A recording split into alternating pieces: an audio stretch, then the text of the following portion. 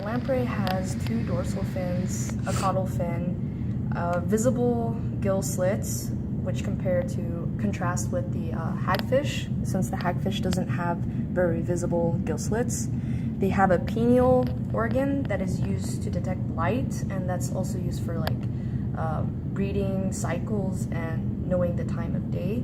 The nostril is right above it for olfaction, but they don't use that as much as their well-developed eyes to find prey. And they have an oral cavity that consists of keratinized teeth, and this characteristic tells us that it's a parasitic form of lamprey.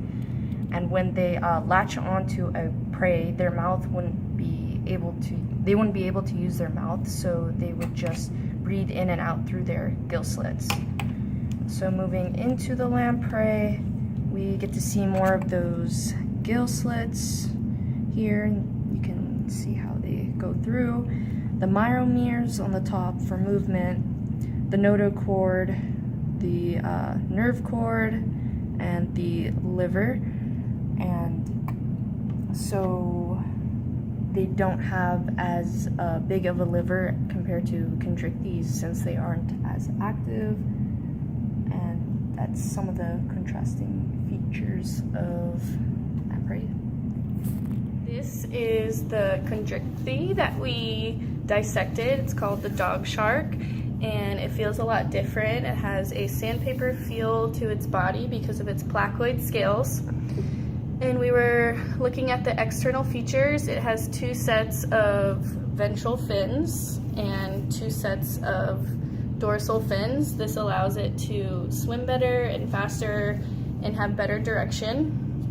Looking under its nose, a distinct feature of chondrichthyes is the ampullae of Lorenzini, and these are electroreceptors used for catching prey in migration mostly, and they are pores filled with conductive jelly that leads to sensory cells that give impulse to the brain. Looking inside the shark, a big feature for these guys is their large liver, which can be seen on both sides here. They have a fatty liver used for buoyancy, which allows them to stay swimming straight in the water, and so they don't sink or float. This is a lot different than the osteichthyes, because the chondrichthyes have a much larger liver due to their larger size and the fact that they're more active. One other thing about chondrichthyes is, in order for them to have respiration, they use ram ventilation.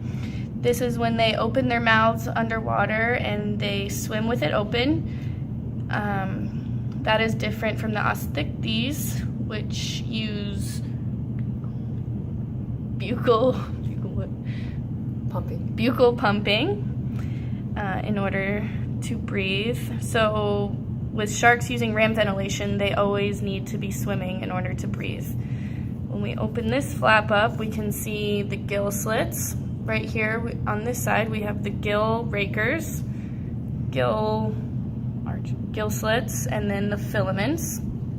These can also be seen on the outside before we cut into them. Feature about the chondrichthyes is they have these sphericals here, which is formed by the first gill slit, and that's how the development of the jaw took place. Another thing about the chondrichthyes is they have a lot more developed eyes compared to earlier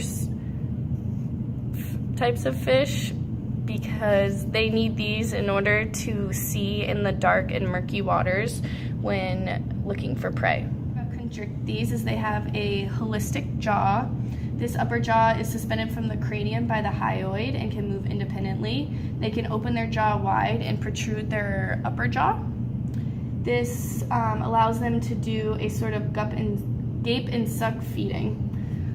Another thing about them is their teeth are derived from dermal tissue, and this allows for rapid replacement of teeth, which are often lost while feeding. The teeth rest on the jawbone, and it allows rotation of teeth. The teeth are responsible for tearing, cutting, and crushing of prey. These have a lateral line that goes along the length of the body, compared to also the lateral line of the constricties that also goes to the, all the way down the length of the fish. And the difference between these two is that the constricties has a heterocircle tail, where the upper lobe is larger than the lower lobe, and the Astictes has a homocircle tail, so that means the two lobes are the same size. And these fish also have well-developed eyes to see through the water. And one contrasting feature is that the Astictes, they use buccal pumping to respire, so they bring water in through their mouth and over their gills, compared to ram ventilation seen in some of the constricties. And they also have dorsal fins, 2 pectoral fins, and 2 pelvic fins. And going inside, they have the gill rakers, gill arch, and gill filaments. And the gill filaments contrast with the constricties by having more thinner gill filaments compared to the constricties, where you can see that the gill filaments are much chunkier than the ones in the Astictes.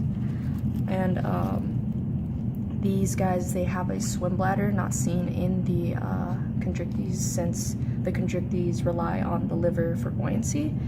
And these Astictes, they have a smaller liver due to the use of the swim bladder.